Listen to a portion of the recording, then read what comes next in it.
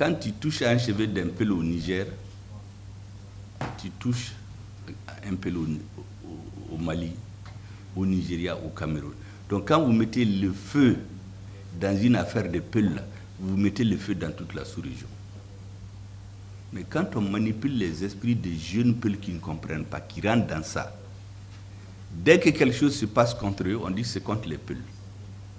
Alors que ce n'est pas vrai. Moi, j'ai entendu un chef d'État africain dire que dans un pays, il y a les génocides contre les peuls. Parce que lui, les peuls, il est tombé dans le piège d'un gros mensonge. À Agadez, il y a une mosquée qui a été construite en 1500. Vous savez qui l'a construit? C'est Malien. Aujourd'hui, on dit Mali. Mais c'est Askia Mohamed. En ce moment, c'était le minaret le plus haut dans le monde. Même aujourd'hui, quand vous rentrez dans cette mosquée, on dirait que vous êtes climatisé. Vous ne voyez le soleil à aucun moment. Ça, c'est la grande histoire de l'Afrique. Donc là-bas, un Malien qui va là-bas, tu sais que le Niger et le Mali, là, c'est les mêmes peuples en réalité. Le Sénégal, c'est la même chose. Le Burkina, c'est la même chose. Vous savez, en France, actuellement, il y a des gens qui ne connaissent pas l'histoire. Karl Marx a dit que quand vous ne connaissez pas l'histoire, vous êtes appelé à la répéter. Quand vous voulez être un dirigeant politique, il faut connaître l'histoire.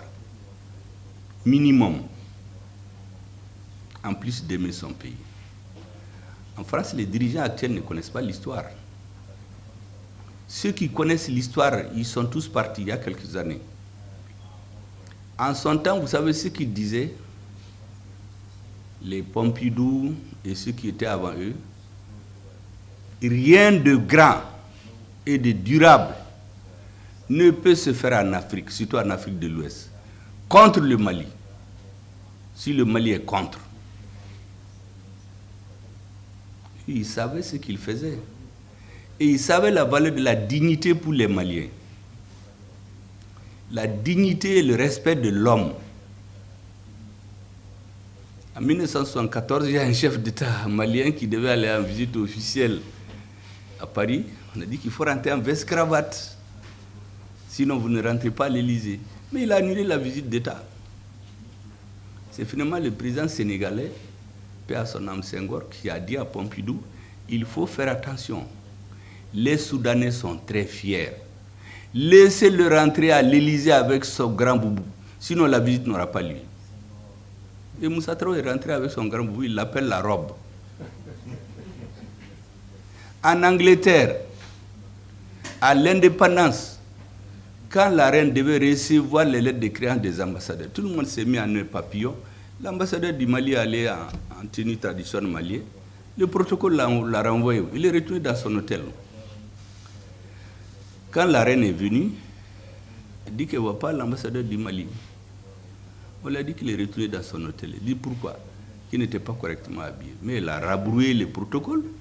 Elle a dit à l'ambassadeur d'aller le rappeler. Il est venu dans ses tenues. La reine, pour calmer les jeux, lui a demandé qu'est-ce qu'ils veulent pour effacer cet affront. Il a dit qu'on vient de créer une compagnie nationale, nous avons besoin d'avions. Les premiers avions de Air Mali, c'est des Caravelles, c'est des avions anglais. Ça, c'est des gens qui connaissent l'histoire. Mais quand vous avez des présidents et des dirigeants avec la culture Wikipédia, c'est-à-dire ceux qui vont sur Internet, ils sortent dans les médias, ils menacent, on vous envoie des armées, ça ne peut pas marcher au Mali. Et les présidents français qui comprennent ça, ils sont plus de ce monde. Au Mali, il y a des choses qu'on n'accepte jamais. Quand j'ai lu mon fameux discours aux Nations Unies, le 25 septembre 2001, j'ai passé par Paris pour saluer les Maliens. J'ai reçu là-bas l'adjoint du ministre des Affaires étrangères. Il a dit tout ce qu'il a à dire. Je lui ai dit, vous savez, je vais vous expliquer, les dirigeants français. Il ne faut pas vous tromper d'époque. Le colonialisme est terminé. Vous avez encore l'esprit colonial. c'est terminé. Ne vous trompez pas de peuple. Il y a des pays qui ont été colonisés en 6 mois, en 1 an.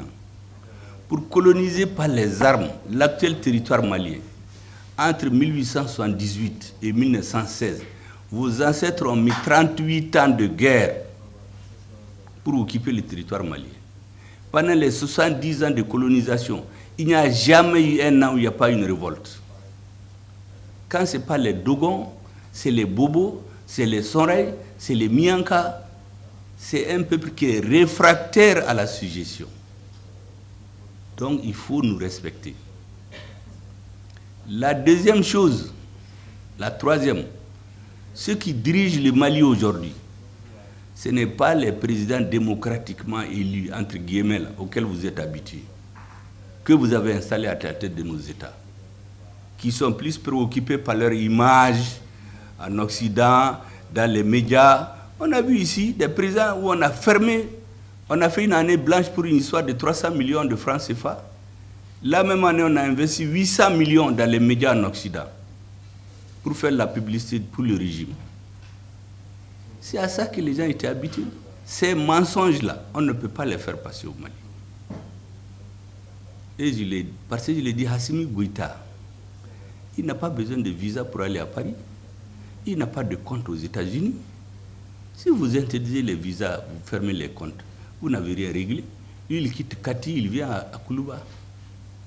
Donc, je l'ai dit, monsieur, il s'appelait un certain Bigot, allez-y réviser vos leçons d'histoire politique. Changez le logiciel de vos dirigeants. Vous avez un esprit colonial qui ne marchera pas au Mali.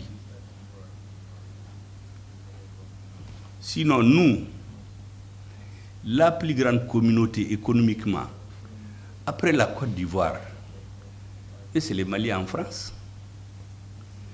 En dehors des Algériens et des Marocains, bon, ils se tiraillent entre eux, je ne sais pas qui est le premier, mais la communauté la plus importante d'expatriés en France, ce sont les Maliens.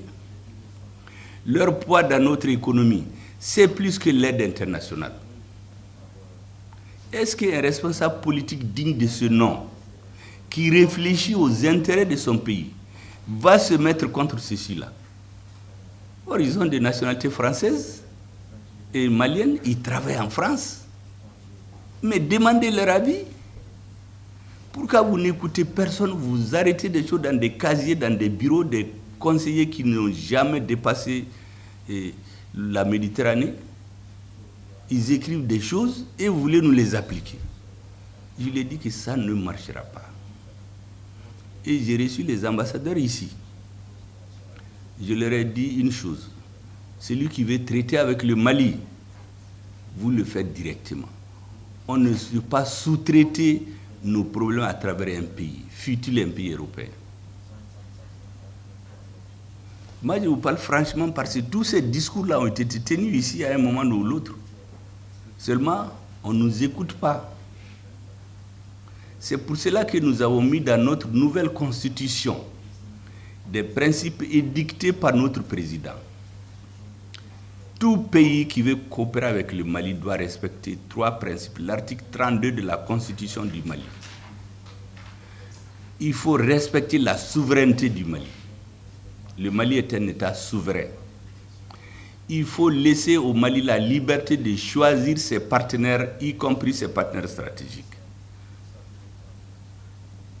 Troisièmement, pour toute action politique, diplomatique, quelconque, économique, il faut se poser la question, est-ce que les intérêts du Mali sont préservés? C'est les 3 principes. Constitutionnalisés aujourd'hui. Avant, on en parlait comme ça, mais maintenant, c'est dans notre constitution. Souveraineté, libre choix des partenaires stratégiques, défense obstinée des intérêts du Mali. C'est lui qui suit ça. Il n'y a pas de problème. Mais lorsqu'on vient nous mettre un sac sur la tête, on nous met des lunettes en bois pour nous montrer des images qui ne correspondent pas à l'évolution historique du monde, on ne peut pas l'accepter. Vous